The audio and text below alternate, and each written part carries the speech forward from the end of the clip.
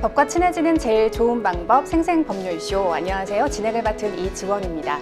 오늘도 크고 작은 법률 문제로 어려움을 겪고 있는 여러분을 위한 법률 상담은 물론이고요. 세상을 들썩이게 하는 이슈들을 법적으로 풀어보는 시사법률 토크까지 준비되어 있습니다.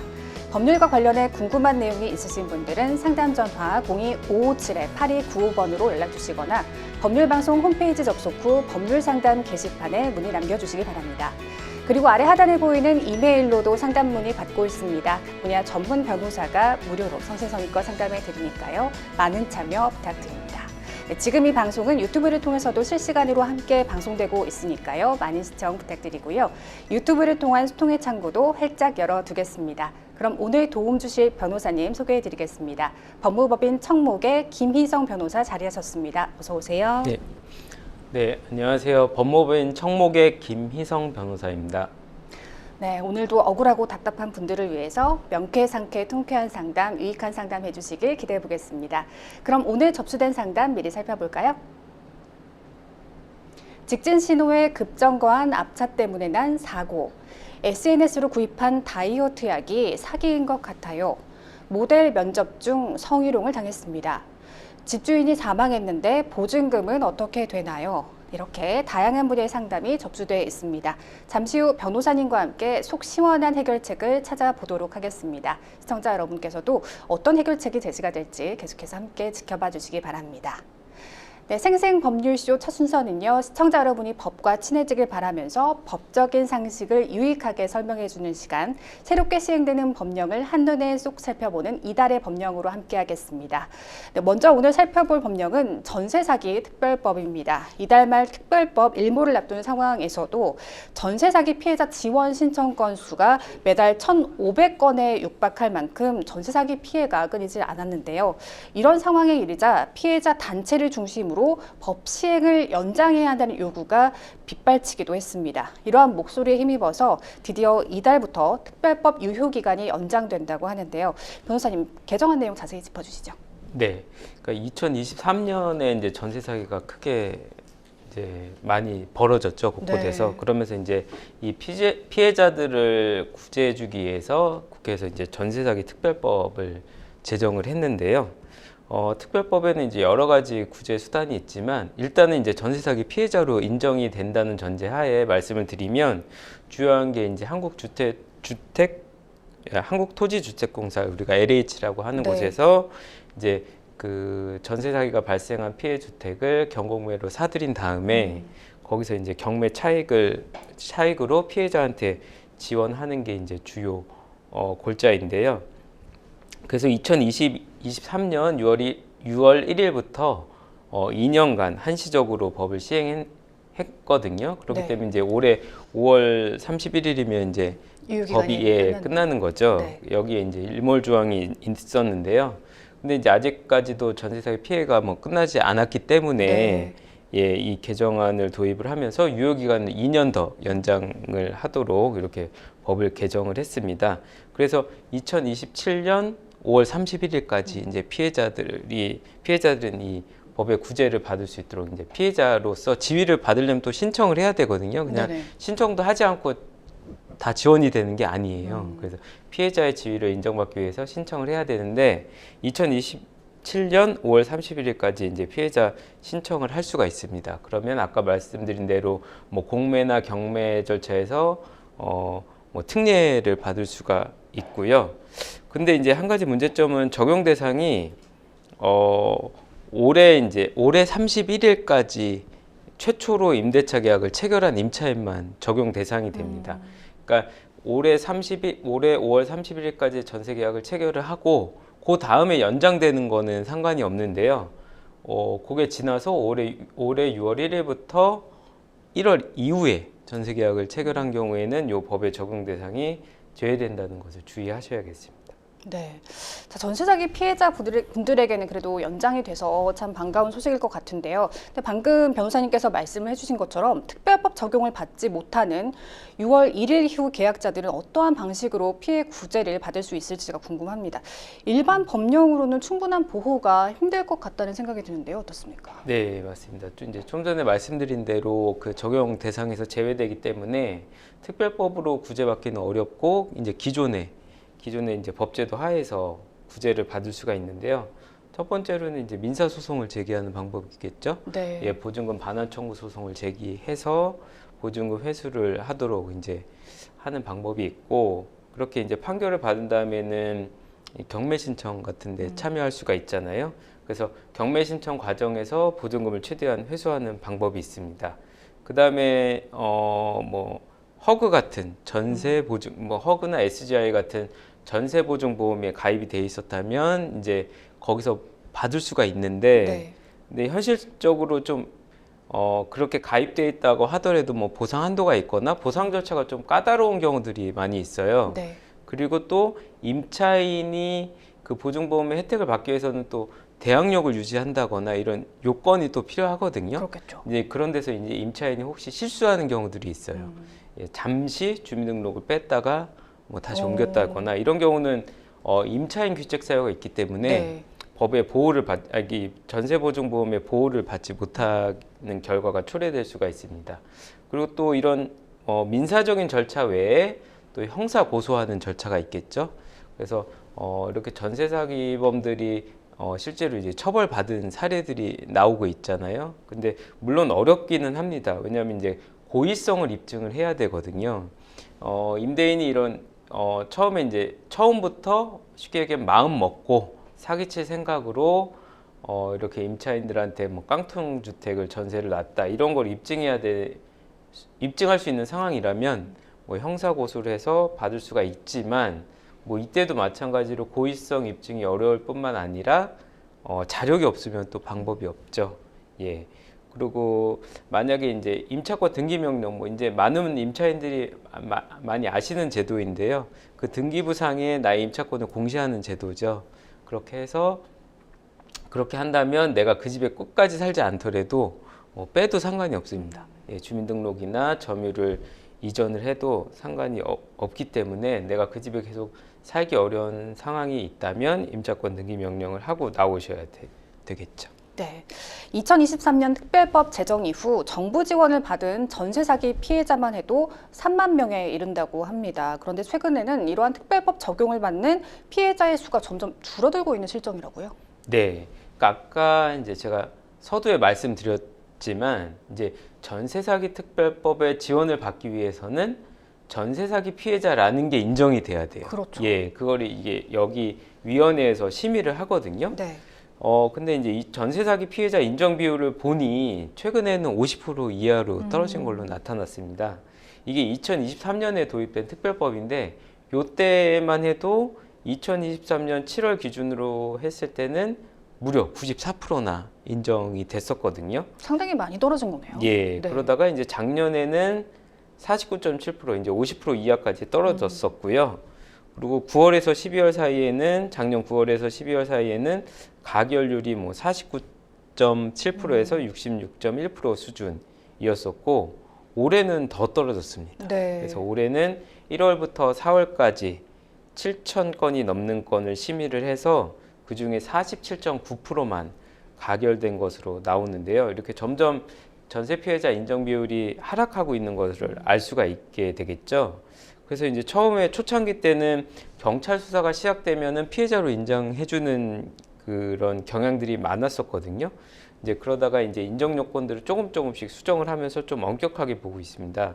그래서 현재 기준으로 말씀을 드리면 전입신고랑 확정일자가 모두 갖춰져 있어야만 되고요. 네. 그다음에 임대차 보증금이 3억 원 이하여야만 됩니다. 그리고 다수의 임차인에게 보증금 미만한 피해가 발생을 해야 돼요. 그러니까 한 명한테만 발생하면 안 되고요. 그 네. 피해자들이 다수여야 된다는 점이 요건으로 되어 있고요. 그리고 임대인한테 보증금을 반환하지 않겠다라는 의도가 인정돼.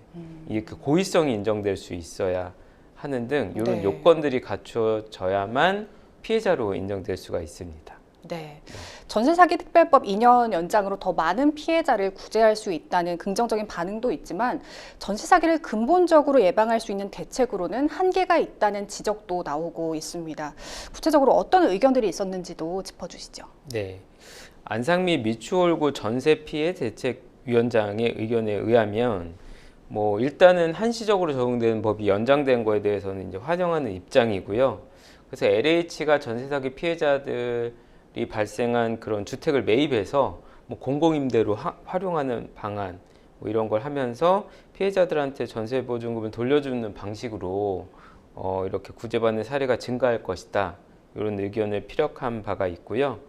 반면에 이제 박합숙 건국대 부동산 대학원 교수는 이런 특별법 연장이 사후 약방문에 불과하기 때문에 네. 좀 근본적인 대책 마련이 필요하다. 결국은 부동산 경기 침체된 상태에서 이렇게 무리하게 이렇게 임대차 계약을 체결하는 경우가 발생을 하면 깡통주택이 발생할 수밖에 없잖아요. 네네. 예, 그렇기 때문에 좀 근본적인 대책이 필요하다 이런 입장을 피력을 했고요. 뭐 황운하 의원 같은 경우에는 뭐 특별법 연장이 좀 일시적인 연장에 그쳐서는 안 되고 국가가 좀 책임질 수 있는 그런 근본적인 대책 마련이 필요하다.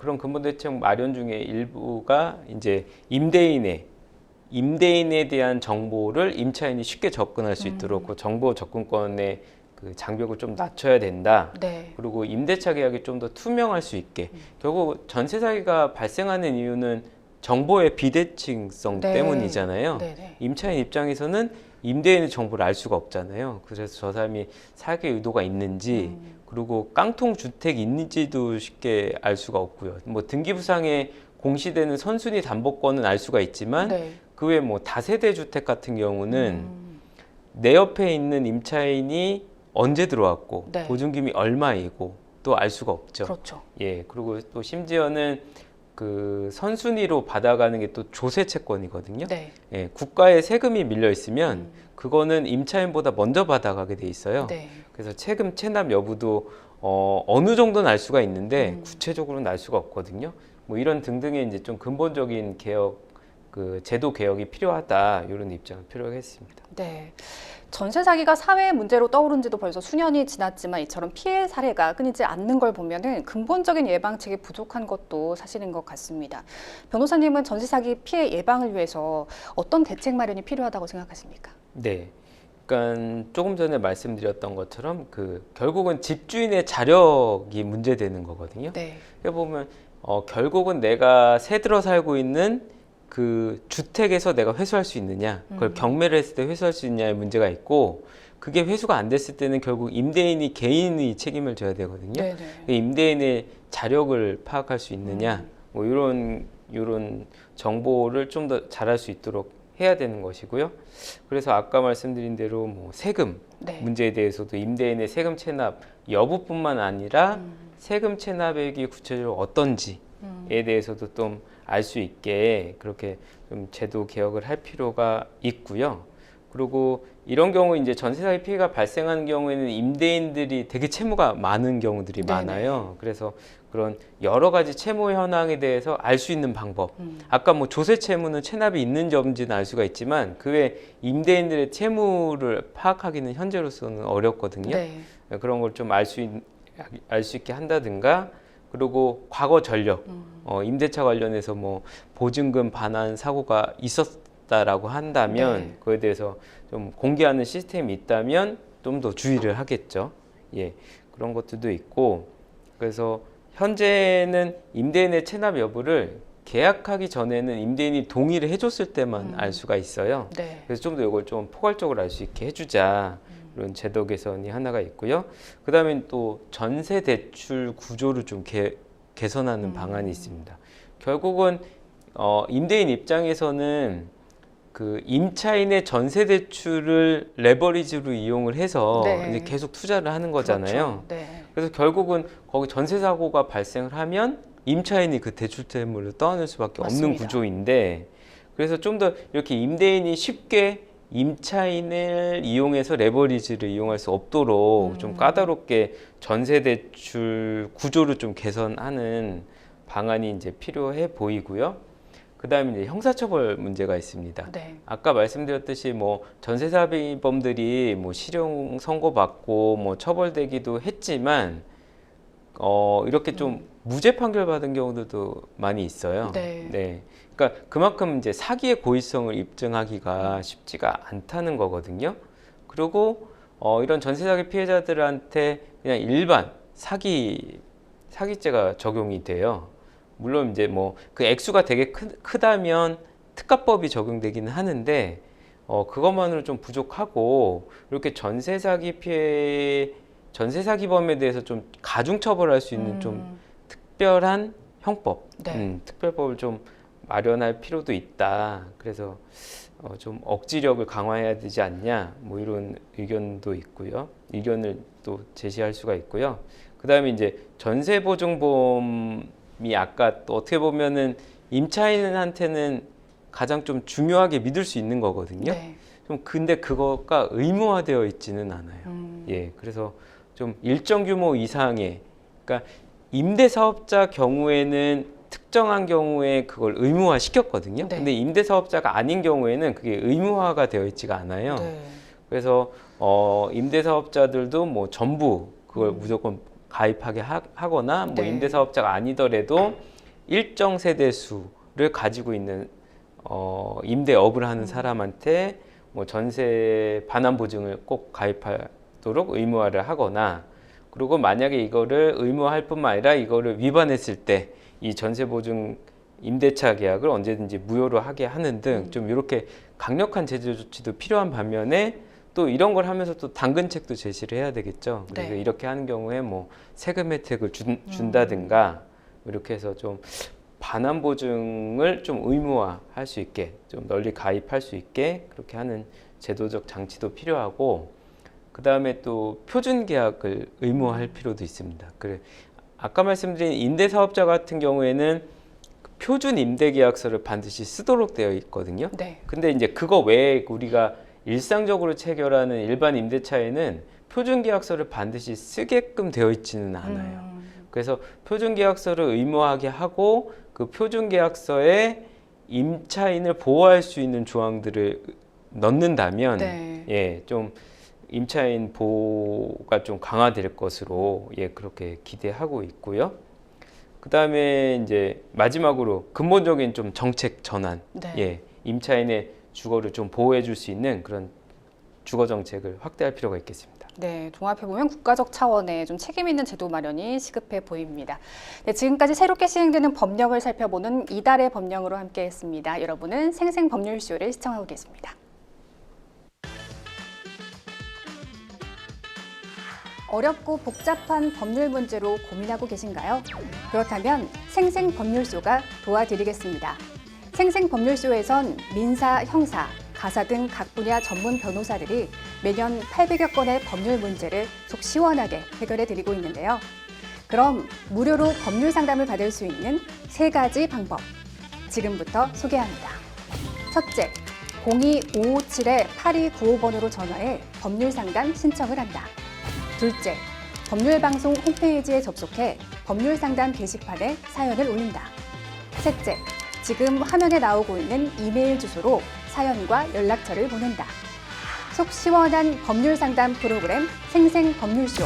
지금 바로 상담 신청하세요. 네, 지금부터는 생생법률쇼가 자랑하는 성심성의 무료 법률 상담 진행해 보겠습니다. 전화 상담 연결돼 있는데요. 받아보죠. 안녕하세요. 안녕하세요. 전화 들리시나요? 네, 안녕하세요. 네, 어떤 점이 궁금해서 연락 주셨나요?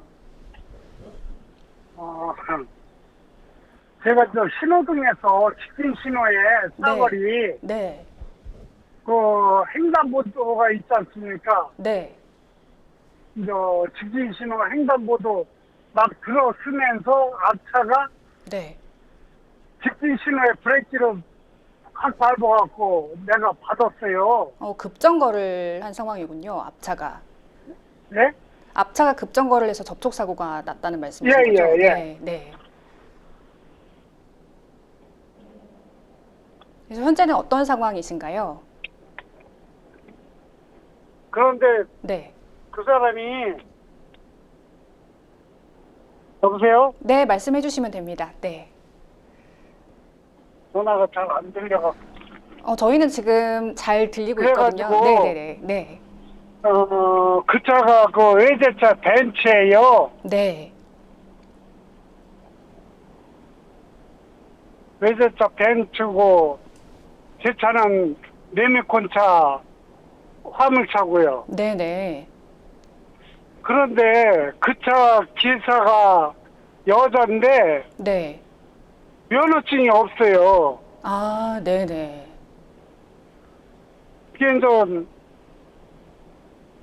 지금 5월 2일 날 사고 났으니까 약 네. 한 20일이 지났어요. 네. 그런데 보험도 접보를 안 해주고 네. 제 차는 전부 저는 보험 접보 다 해주고 다 했거든요. 네. 근데 그 사람은 보험도 접보를 안 해주고 그래가지고 너무 제가 힘들어요. 네. 연락도 지금 없으신 상황인가요? 연락은 어저께 서로 전화를 해봤어요. 네. 그동안 통 연락도 없다가 네. 어저께서야 제가 그 문자로 집어넣었죠. 무슨 사연이 있길래 이렇게 연락이 없냐고. 네. 보험 접보도 안 해주고. 네. 그래서 내가 너무 힘들다고. 네. 그랬더니만 어저께 연락이 왔어요. 네. 나갖고는 내가 지금 면허증도 없고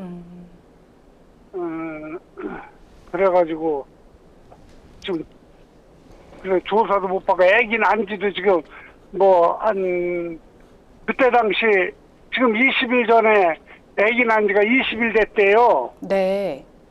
그런데 지금 이제 한 40일 됐죠. 네. 애기가. 네. 그래갖고 어저께 통화했는데 조사받으러 갈 거라고 그러더라고요. 네. 그럼 이 상황에 저는 저 나름대로 저도 차 부서진 거, 네, 사비로다가 대강 고쳤어요. 네. 이게 정식 공장으로 가면 굉장히 비싸잖아요. 네. 그래갖고 부속을 사다가 내가 대강 수리를 하고 또 허리가 좀 삐끗해갖고 허리도 침 맞으러 한 5번 정도 지금 다녔는데 네. 내 의료보험으로다가 네. 하고요. 많이 불편하셨겠습니다. 사연 잘 들었고요. 옆에 김희성 변호사님 나와 계신데요. 구체적인 상담 받아보겠습니다. 네, 예. 네, 예, 안녕하세요. 예, 안녕하세요. 그 보험사에서 과실 비율 얘기를 했나요? 보험사에서는 뭐 7대 3이라고 그렇게 얘기를 하더라고요. 네. 그래서 뭐 그 과실 비율에 대해서는 어떤 입장이세요? 예? 그 과실 비율에 대해서는 뭐 적절하다 이렇게 생각하시는 거세요? 아니면 그것도 좀, 좀 뭐 문의를 부당하다고 주시는 건가요? 생각하는 거죠. 예? 부당하다고 생각하는 그것도 거죠. 부당하다고 생각하시는 거예요? 예. 그러면은 아니, 이제 예. 직진 신호에 쓴 것도 네. 우리가 그 예상을 못 하잖아요. 직진 신호에 쓸 거라고는. 네. 그럼 그러면은 거기다가 예. 또 상대방은 면허증도 없고 저도 뭐 예. 불안하게 없으니까 네. 경우가 그렇지 않습니까? 면허증이 없는 사람은 예? 도로를 차를 끌고 들어오면 안 되는 거잖아요. 네. 그래서 이제 크게 이제 전화 상담자께서 궁금해 하시는 게 이 과실 비율 이거가 내가 부당하다고 생각한다는 거. 그다음에 네. 두 번째로 상대방이 보험 처리를 안 해주는데 내가 이 상황에서 어떻게 해야 되느냐. 예, 예, 크게 요 두 가지가 궁금하신 것 같아요. 예, 예. 예, 알겠습니다. 제가 요거 답변을 드리면서 상황을 좀 네. 여쭤볼게요. 아까 말씀 예. 들어보니까 이게 파란색 불 직진 신호에서 갑자기 이유 없이 섰다는 건가요? 앞에 벤츠는 왜 섰어요? 그러니까 우선 직진 신호에서 섰던 거예요? 예, 예. 왜 섰던 이유는 아시나요? 급정거한 이유요. 그러니까 이게 네? 혹시 급정거한 이유가 뭐였는지 아세요? 이유를 모르겠어요. 그 사람이 그 내려서 그 아줌마가 내리면서 예. 죄송합니다, 죄송합니다 그러더라고요. 그냥 죄송하다고 했는데 이유는 네. 모르신다는 거고. 예, 예, 이게 혹시 1차로였나요? 사고 난 데가? 예, 예, 예. 전체 몇 차선이었어요? 편도? 편도 3차선이요. 아, 편도 근데 그 3차선이고. 다음 신호에서 내가 좌회전을 해야 되니까 미리 1차선으로 안전하게 이제 쭉 가려고. 그러니까 들어왔어요. 사고 난 게가 1차선이잖아요. 예, 예. 이게 직진 차로예요? 아니면 직진 좌회전? 직진차로예요. 직진 차로예요? 좌회전 차선은 또 따로 있어요. 아, 좌회전, 그러니까 지금 편도 3차, 그러니까 편도 3차선인데 예. 1차선에서 편도 예. 저 좌회전 차선까지 하면은 4차선이죠. 그러니까 좌회전 차선은 옆에 이렇게 따로 나와 있고 그 옆에 예. 이제 바로 붙어 있는 직진 차로, 그러니까 직진 예, 2차 예, 예. 2차로에서 난 거네요. 예, 예. 예. 아, 그러면은 이 벤츠는 좌회전하려고 했던 것도 아니고 그냥 직진 차로에서 이유 없이 멈췄던 거네요. 예, 예, 예. 이유는 모르시고요. 예, 네, 예. 당시에 그리고 직진 신호였던 거는 맞는 거죠? 예, 예. 그러니까 주황색 불로 변화하는 시점도 아니었었어요? 아니에요. 아니에요. 네, 예. 네, 하고 나고도 좀 있다가 저기 네. 바뀌었어요. 혹시 네. 앞차는 그 뒤에 뭐 브레이크 등이 안 들어왔다거나 그런 건 없었나요? 그 등화 장치가 고장 나거나 이런 건 없었어요? 아니, 그런 거 없었어요. 그리고 앞차 벤츠는 그 앞에 혹시 저속 주행하고 있었나요? 아니면 정상적으로 주행하다 갑자기 쓴 거예요? 정상적으로 주행을 했죠. 한 몇 킬로 정도요? 약 한 50km? 아, 50킬로요? 거기 제한 속도가 얼마인 도로죠? 60km요. 아, 60킬로요? 아, 정상적으로 주행하고 있었네요. 예, 예. 그러면은 선생님께서는 어느 정도 속도로 주행하고 계셨어요? 저도 한 50km? 아, 정상 이제 과속 안 하고 50킬로로 주행하고 계셨고 예. 블랙박스 있나요? 레미콘 차량이. 제 거는 블랙박스가 좀 넘어갔고요. 넘어갔다니요? 상대차, 예. 벤츠차 블랙박스는 경찰이 빼갖고 갔어요. 아, 그럼 선생님 블랙박스는 없어졌어요? 녹화가 제 안 거는 됐어요? 화물차에 블랙박스가 안 좋아갖고, 네. 경찰이 안 빼갖고 가고, 벤츠 차 거만 블랙박스를 빼갔어요. 아, 있긴 있는데 화질이 안 좋아서 잘 안 나와요? 예, 예. 아, 경찰 얘기하시는 거 보니까 경찰이 출동해서 조사했나 보네요. 예, 예. 근데 저는 현장에서 조사를 대강 했고, 네. 그 차는 아직 조사를 안 받았죠. 경찰이 출동했으면은 사고 사실원도 나왔을 텐데 예. 경찰 조사 결과는 어떻게 나온지 아세요? 예? 경찰 조사 결과는 어떻게 나온지 아세요? 경찰 조사 결과는 어떻게 나왔는지 모르겠죠. 아, 그러면 경찰서 가셔서요. 예, 교통사고 사실 확인원이라고 있어요. 예, 예. 그걸 한번 나왔는지 한번 물어보시고 그러면은 경찰이 그때 당시 교통사고가 어떤 상황에서 났는지를 문서로 만든 거예요. 예. 예, 그게 이제 과실비율 판단하는데 중요한 영상 자료도 있긴 하지만 예. 경찰이 조사한 그것도 한번 입수를 해보시고요. 예. 일단 제가 과실비율에 대해서 말씀드리면 어쨌든 뒤에서 받은 차의 기본적인 과실이 100%예요. 기본적으로. 예, 예. 그런데 상대방이 이유 없이 급정차를 한 경우에는 상대방 과실이 30%로 올라가요. 예. 예, 그러면 상대방 앞에 차 30, 내 차 70이거든요. 예.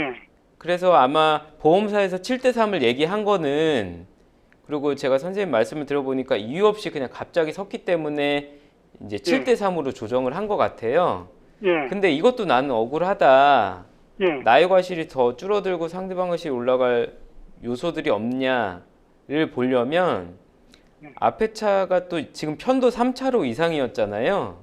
예. 그러니까 큰 도로죠. 큰 도로. 예. 예. 예. 큰 도로에서 이유 없이 섰을 때는 또 상대방 과실이 한 10% 정도 더 올라갈 여지가 있거든요.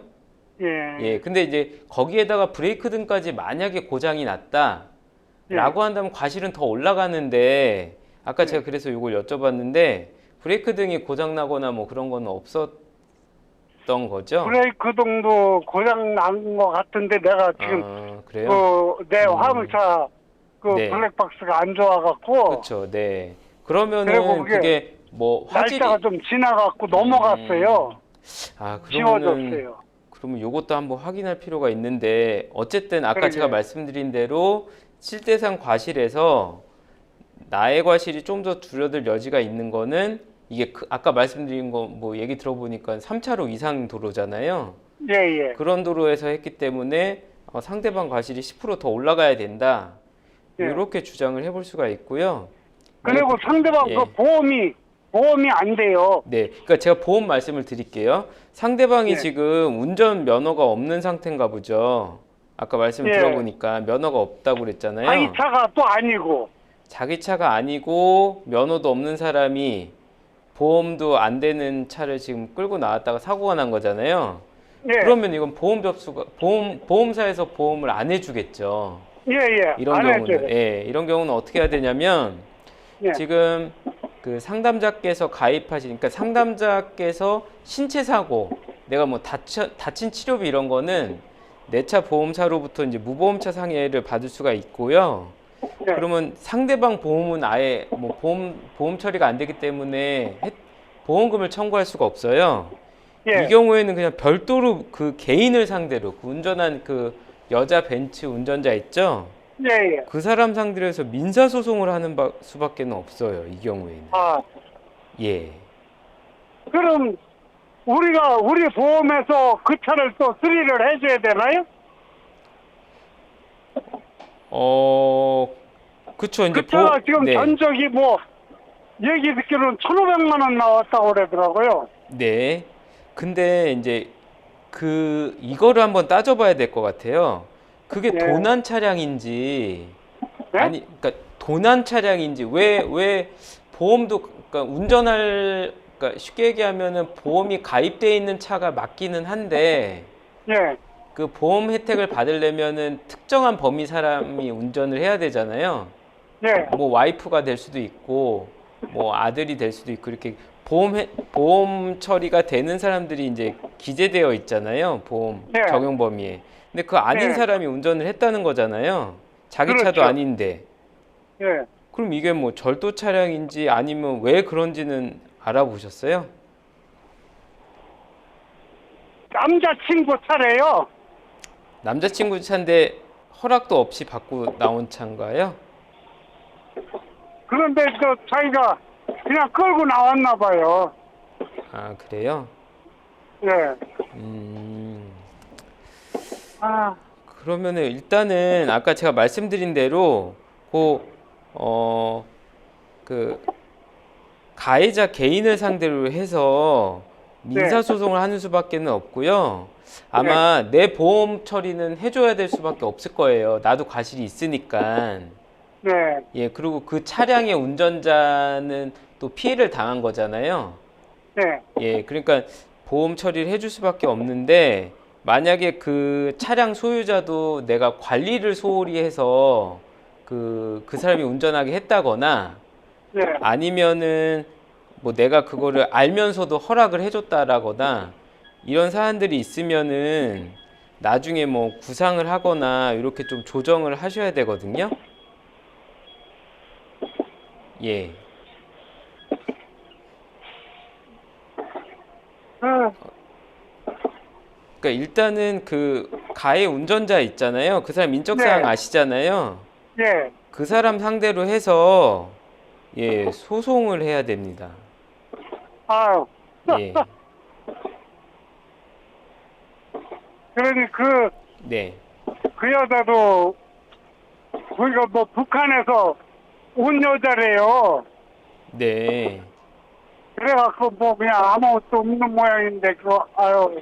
네. 그럼 일단은 뭐 보험 처리를 하고 보험사에서도 그 사람한테 구상 청구를 별도로 하긴 할 거예요. 예. 예. 그래서 내 보험사랑 한번 보험사는 어떻게 할지 그 사람에 대해서 예. 그거를 한번 보험사랑도 한번 상의를 해보시겠어요? 네, 보험사에서도 네. 지금 상대방 차 예. 우리 보험을 접보 안 해주니까 지급 정지를 내렸어요. 그러니까 어떤 지급 정지요? 그러니까 우리 보험사도 처리를 안 해주겠다? 예, 그 차도 보험 접보를 안 해주니까, 그러니까 우리도 안 해주겠다 이랬다고요? 예, 이제 우리 보험 네. 접보해놓은 거를 지급 정지를 시켜놨죠. 아, 그러면은 뭐 선생님께 보험 할증이나 뭐 이런 불이익은 없는 상황이잖아요, 지금. 우리도 안 근데 해준다고 언젠가 하면. 또 보험 처리 해놓으면 또 해줘야 되잖아요. 그러니까 일단은 우리 보험사에서 보험 처리를 안 해주겠다고 한 거잖아요. 예, 예, 아마 상대방이 허락 없이 뭐 차량을 사용을 했다거나 예. 뭐 그런 사정 때문에 왜 그런지는 아세요? 왜 접수를 안 해주겠다고 그러나요? 예? 왜 접수를 안 해주겠다고 그러나요? 우리 보험사에서 접수를 했는데 왜 보험금 지급 안 해주겠다고 한지 사정은 들어보셨어요? 그 상대방이 제대로 네. 보험으로 안 들었는지 어떻게 했는지 확실한 걸 모르겠어요. 네.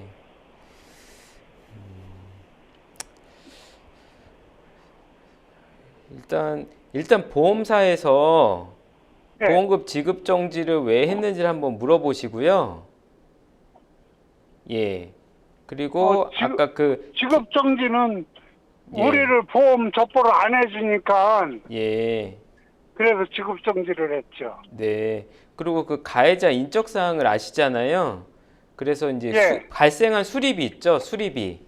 예. 예, 그 수리비는 그 가해자 개인을 상대로 해서 청구를 하셔야 돼요. 그 이제 어저께 통화를 했거든요. 네. 그랬더니 이 자기네 차가 많이 절단 났는데 네. 무슨 뭘 청구를 해느냐고 그런 식으로다가 아, 근데 뭐 그 사람도 알겠어요. 과실이 있기 때문에 예, 나의 수리비의 30%는 이제 지급을 해야 될 의무가 있죠. 그렇죠. 예, 그래서 일단 그런 청구를 하려면 내가 어떻게 돈이 나갔는지가 증빙이 돼야 되거든요. 그렇죠. 그러니까 막 부품 아까 말씀 들어보니까 이제 정식으로 수리소에서 하신 게 아닌 것 같은데 예. 그렇다고 하더라도 내가 부품을 구매한 내역 이런 것들은 이제 증빙이 돼야 돼. 나중에 청구할 수가 있어요. 그렇죠. 예, 영수증은 그래서 있죠. 예, 그런 거 잘 모아 두셨다가 결국은 내 차에서 발생한 손해 플러스 내가 뭐 병원을 다녔다면 병원 치료비 예, 예. 그거를 얼마인지를 산정해 보시고 그 중에 30% 정도 아니면 아까 말씀드린 대로에 의하면 뭐 40% 정도를 상대방한테 청구를 하시면 됩니다. 예. 네, 알겠습니다. 네. 네, 오늘 전화 상담은 여기까지 진행하도록 하겠습니다. 변호사님 네, 조언 감사합니다. 참고하셔서 잘 대응해 보시기 바랍니다. 고맙습니다. 예, 감사합니다. 수고하세요. 네. 네, 전화 상담 여기서 마치겠습니다. 여러분은 생생법률쇼와 함께하고 계십니다. 어렵고 복잡한 법률 문제로 고민하고 계신가요? 그렇다면 생생법률쇼가 도와드리겠습니다. 생생법률쇼에선 민사, 형사, 가사 등 각 분야 전문 변호사들이 매년 800여 건의 법률 문제를 속 시원하게 해결해 드리고 있는데요. 그럼 무료로 법률 상담을 받을 수 있는 3가지 방법 지금부터 소개합니다. 첫째, 02-557-8295번으로 전화해 법률 상담 신청을 한다. 둘째, 법률방송 홈페이지에 접속해 법률 상담 게시판에 사연을 올린다. 셋째, 지금 화면에 나오고 있는 이메일 주소로 사연과 연락처를 보낸다. 속 시원한 법률 상담 프로그램 생생법률쇼. 지금 바로 상담 신청하세요. 네, 이번에는 법률방송 이메일을 통해 들어온 여러분의 고민을 해결해 드리겠습니다. 어떤 내용인지 보실까요? SNS에서 30일만 먹어도 살이 확 빠진다는 광고 문구를 보고 30만 원 상당의 다이어트 약을 구매했습니다.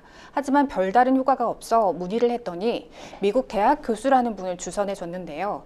이후 신체 사진을 보내주면 진단을 통해 맞춤형 약을 추천해 주겠다며 계속해서 다른 종류의 약을 권했습니다. 2월부터 제가 받은 약만 해도 10종류가 넘고 금액도 계속 커져서 총 10번에 걸쳐 6,800만 원이라는 돈을 송금했는데요. 그럼에도 체중 감소 등의 다이어트 효과는 전혀 없었습니다.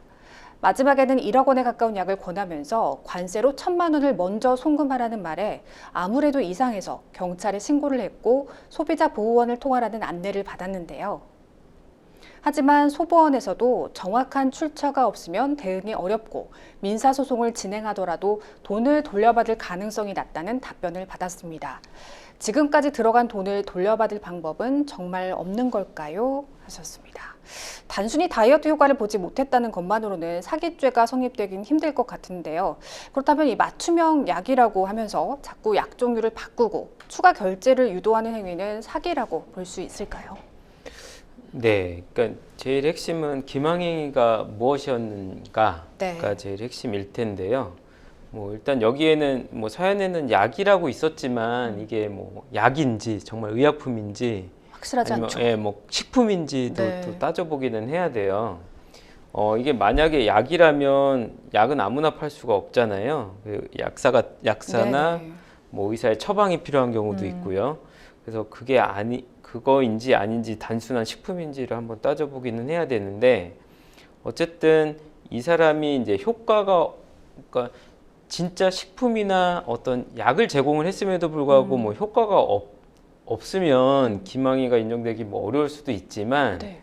뭐 아예 터무니없는 제품을 줬을 수도 있잖아요. 네. 뭐 아예 식품 허가도 안 받은 제품이라든가 여기 이제 기망적인 요소를 살펴보면 뭐 자기가 미국 뭐 대학 교수라는 허위 신분을 내세웠는데 이런 게 만약 그런 신분이 아니었다면 이런 네. 것도 기망행위가 되겠고 네. 그리고 뭐 맞춤형 약을 추천해 준다고 했는데 정말 나의 그런 어떤 신체나 뭐 이런 걸 분석해서 맞춤형 약을 제공했는지 뭐 이런 것도 이제 기망행위가 될 수가 있겠죠. 네. 그리고 또 마지막에 이제 관세 명목으로 1,000만 원 요구했다라는 것도 어떤 기망행위로 볼 수가 있을 것 같습니다. 네. 지금 소보원에서 정확한 출처가 없으면 대응이 어렵다라는 답변을 했습니다. 판매자 신원이 불분명한 상황이라도 민형사 대응은 가능할까요? 네.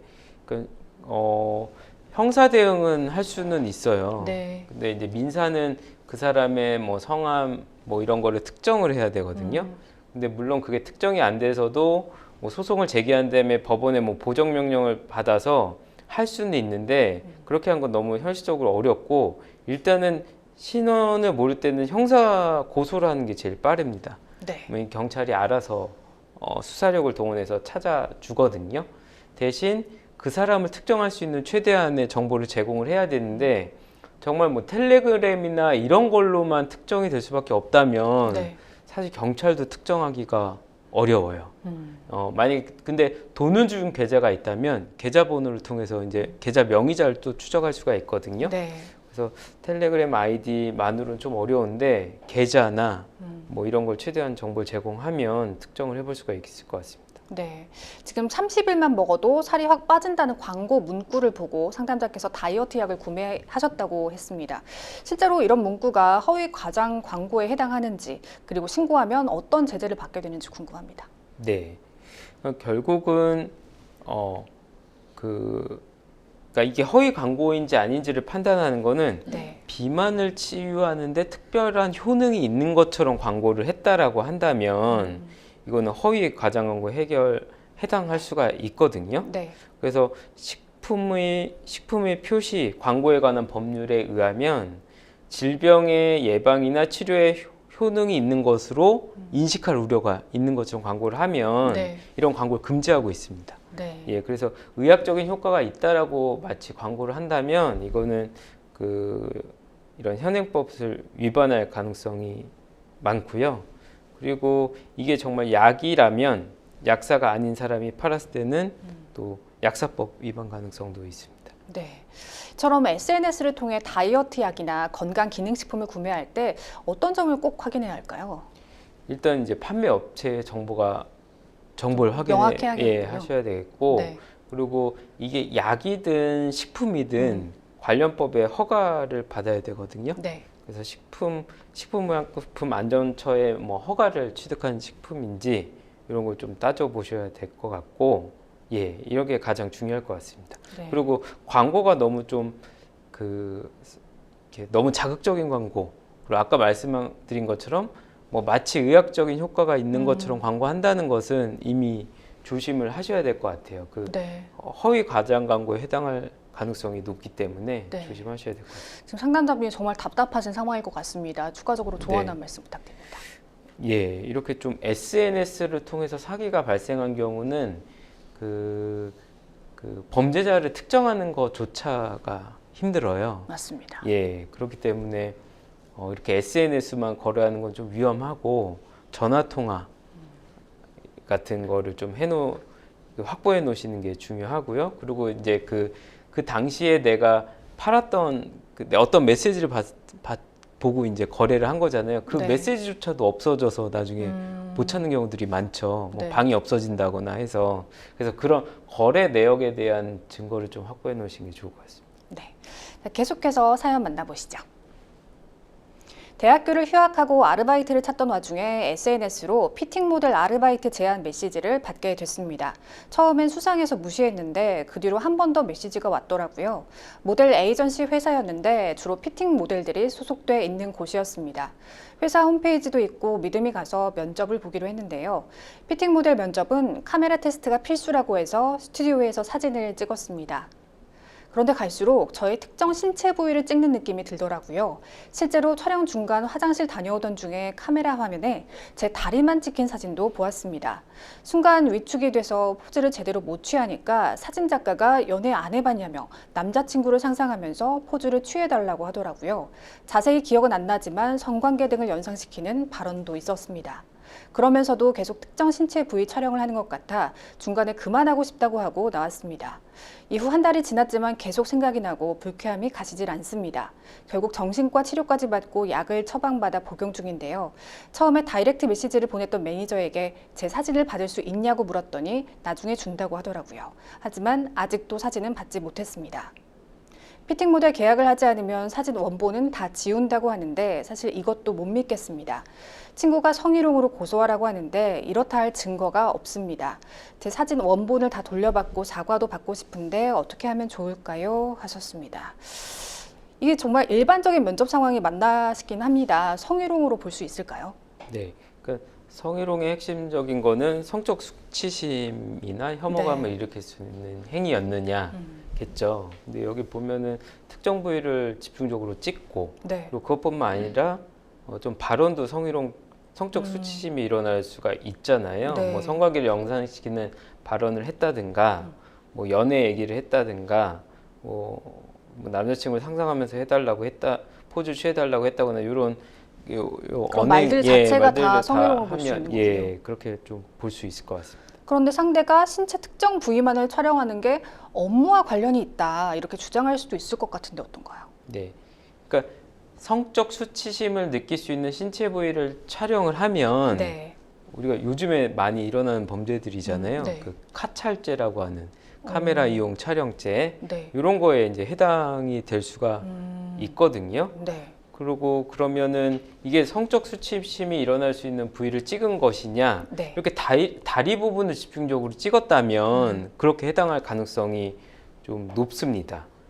그러면 이 사람이 이제 변명할 거리는 내가 업무상 피팅 모델 촬영의 업무상 찍었다라고 변명을 할 텐데, 피팅 모델이란 게 뭐 뭐 다리 부위를 찍으라고 해서 피팅 모델을 하는 건 아니잖아요. 네. 뭐 예를 들면은 뭐 양말 사진이나 레깅스 사진에 피팅 모델이라면 찍을 수 있겠죠. 네. 근데 만약에 그게 아니라고 한다면 피팅 모델의 업무 연관성도 부정할 수가 있을 것 같습니다.